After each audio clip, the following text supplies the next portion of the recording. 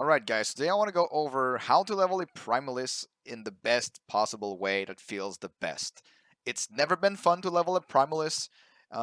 Some people use Maelstrom, some people use Swipe, some people use something else, Those were all fairly okay method, but none of them really felt overpowered or felt really good and smooth. This all changes today with Thorn Totems and Spriggan form. So we're going to go over how we do this with any Primalist, whether you're a Beastmaster, Shaman, or Druid. It works for any subclass, any mastery. So we'll jump straight into it, actually. All right, so now I'm going to show you an example of how I level from level 1 up to about levels like 100, right? Because at some point, the playstyle just keeps being the same once you unlock Spriggan form and you have your infinite sustain. So we'll go over how to do this exactly. So first of all, Thorn Totem, you get this at level 4. The first node that you want to go into is down here, right? So I'm going to spec Thorn Totem. You want to go into the single projectile node to get only one Thorn will be shoot out of your totem, but it will do so at increased cast speed of 150% with one pierce. This is the first thing that you rush. You get some damage here, some damage there, and you get the pierce, right? So now you will have two totems that shoot thorns, basically, and they pierce. They will cost a lot of mana, so how we do to sustain this is the second skill we're gonna spec into is gonna be Swipe, and Swipe we're gonna go down here for the mana nodes here down here. So basically you summon your totems, you can only have two at once, and then you can swipe to regain your mana back, right? That's gonna be your bread and butter until you get enough levels to unlock Spriggan form. Once you unlock Spriggan form as your third skill, you'll be able to spec into a third skill before unlocking Spriggan form, but it really does not matter what you use for a third skill. Spriggan form, you go for this node here, which gives you healing totems cast thorns. So those healing totems in Spriggan form will be casting summon thorn totem instead, right? So they're going to be shooting thorns at some times, and then after a few thorns they're going to heal, and then they're going to keep shooting thorns. So it's basically the best of both worlds.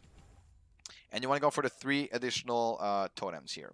So this is the first thing that you want, and get the 3 additional totems. And then in the summon thorn totem tree, you want to go for this node here, Memories of Etera, with mana gain per point, right? Because if you don't have this, when you turn into Spriggan form, right, you have new abilities on your bar. You have Summon Vines, which we won't be really using, except if you have the ring Silverfron, which makes you able to teleport when you use this thing here, right? You have Go Back to Human Form. You have Summon Healing Totem, which will shoot the thorns because you took this node here, right? You have a Thorn Shield, which we're going to be talking a little bit later, and we have Spirit Thorns. The only ability you're interested in for now is going to be Summon Healing Totem. So your Healing Totems will be cast 3 at once, right? Always summon 3 totems. You get 3 additional totems. And then if you spam this, right, you can see that you run out of rage really quickly. But if you go into and put points into Memories of Etera, you regain mana when a Thorn Totem dies or is unsummoned. So you want to max this out 3 points for early leveling. This is just basically because we're using the general guide for leveling any mastery. If you're a shaman, shaman has access to less mana totem mana cost, so you might not have to put as many points into this for it to regain have infinite rage basically. So mana and rage is interchangeable because when you're in form, rage is considered as mana pretty much. So you go into Spriggan form, and now as you summon your totems, you see that my rage goes back up really quickly, and this will work as basically it's for infinite sustain. So this is going to be our playstyle. You just run around, cast your totems, they shoot thorns. Each time that you summon a thorn totem, it will immediately shoot a single thorn.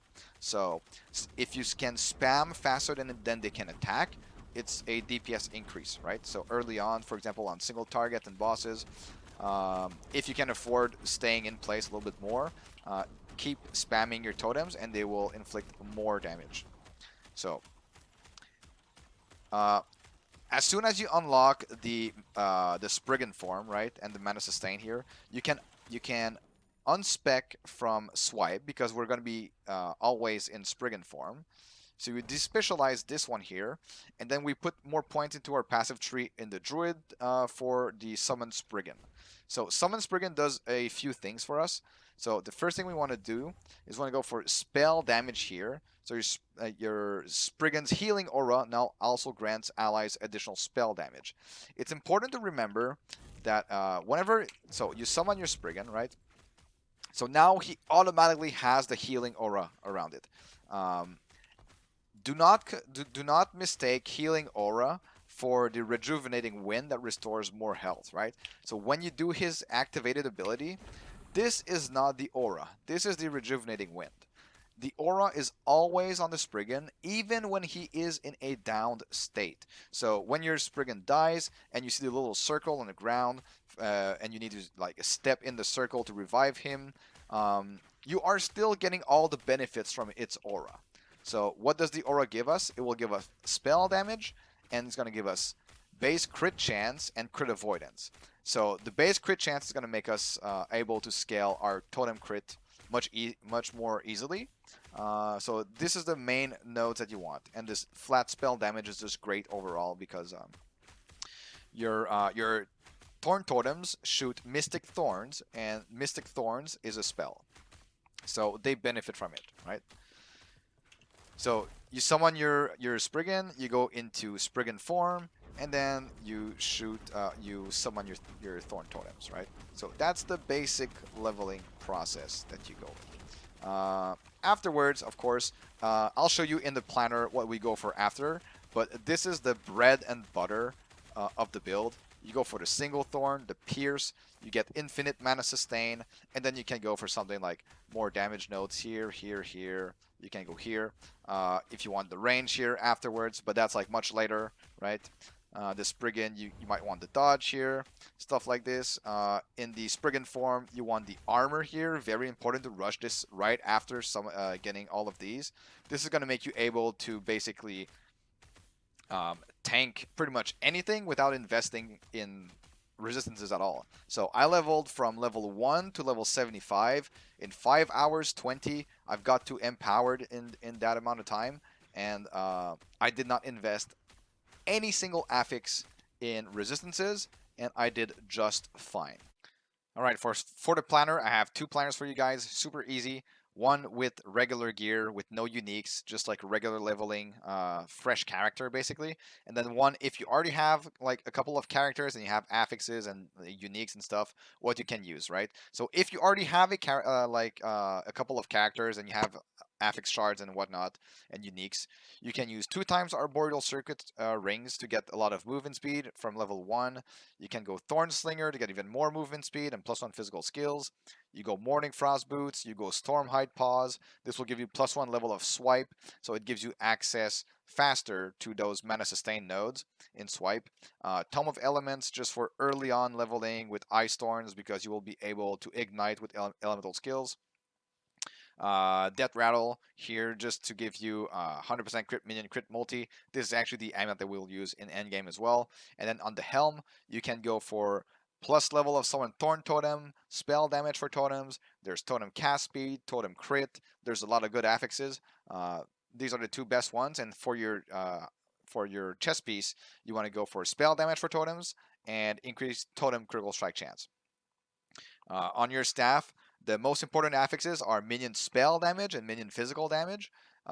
It does not matter early on what base type you're using, so the implicit does not matter at all.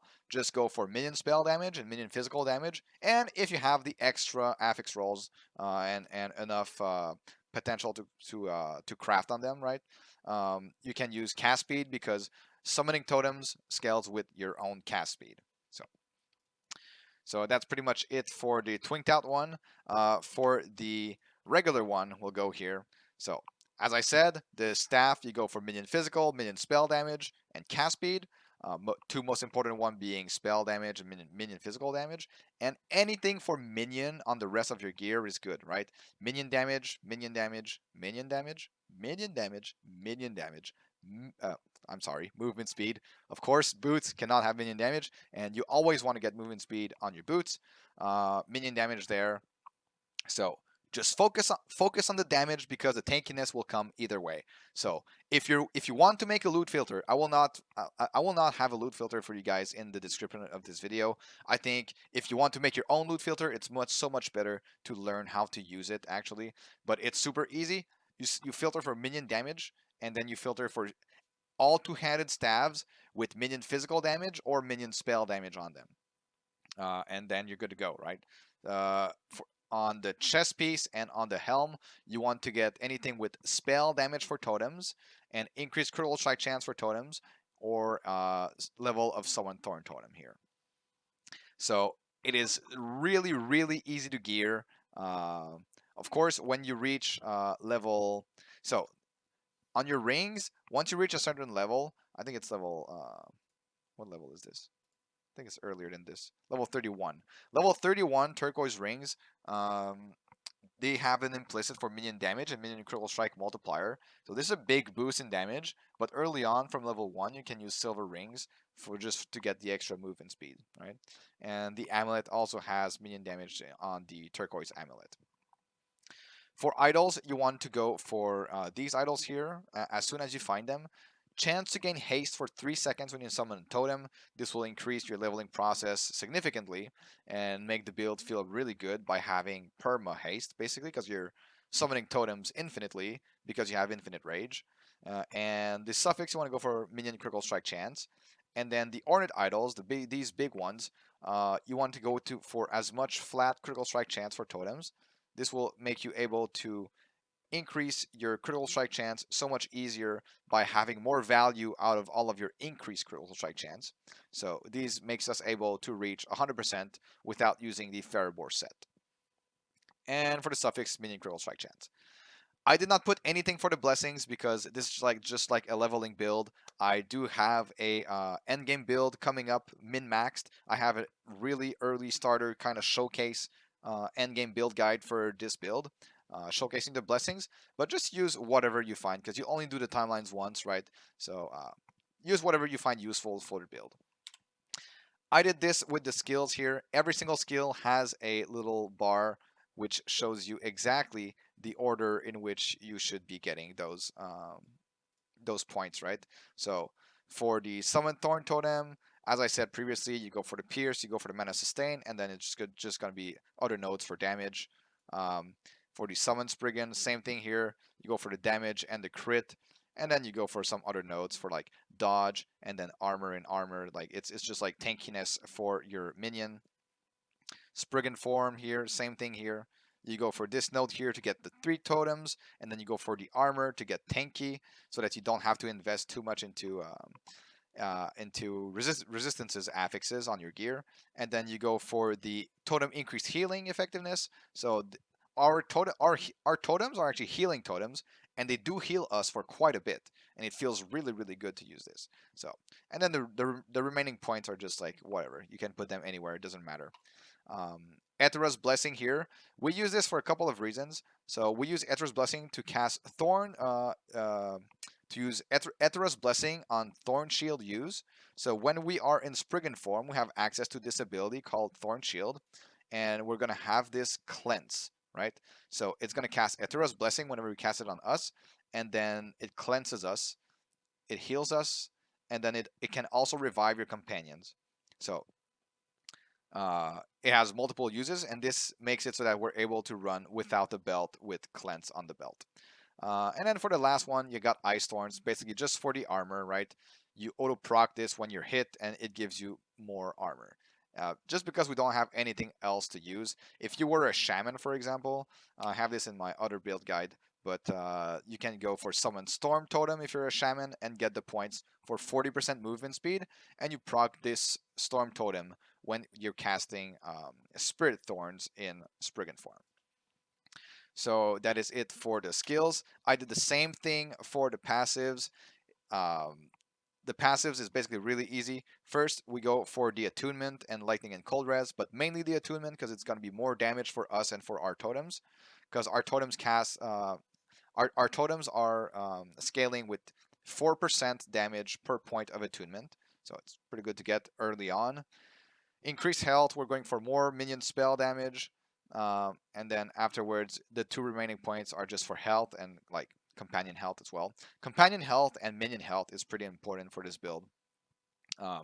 Because in higher content, you will be needing to like if you don't want to constantly revive your Spriggan, and if you don't want your totems to get annihilated as soon as you summon them, they need a little bit of help. Afterwards, make sure you don't spend more than 20 points in the base Primalist class before spending your next point, because usually you get to the end of time with more than 20 points in your passive tree.